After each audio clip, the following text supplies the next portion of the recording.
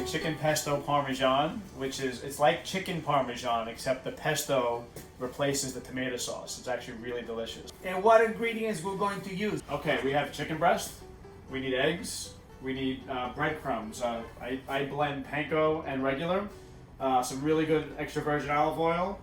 We have mozzarella cheese, we have some pesto, obviously, and some grated cheese. Turning on the pan, 30 seconds, and then put the olive oil in, let it get hot. So I'll drop it to medium now, and then we're gonna prepare to start, putting the chicken and the egg and the breadcrumb.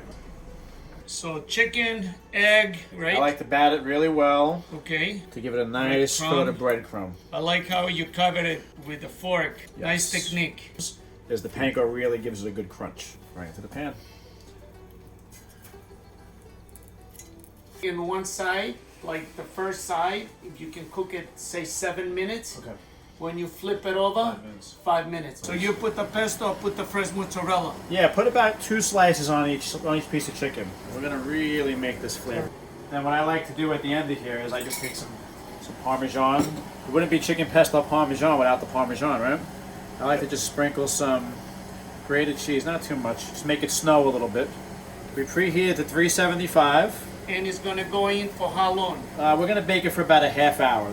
Perfect. Let's see what we got here. Wow, it smells good. Look at that. Oh my God. How's it look? This is my favorite part. Look at that. Wow. You taste the crispiness from the pan, the light pan fry. When you take that bite with the pesto, it really makes a nice flavor in your mouth, right?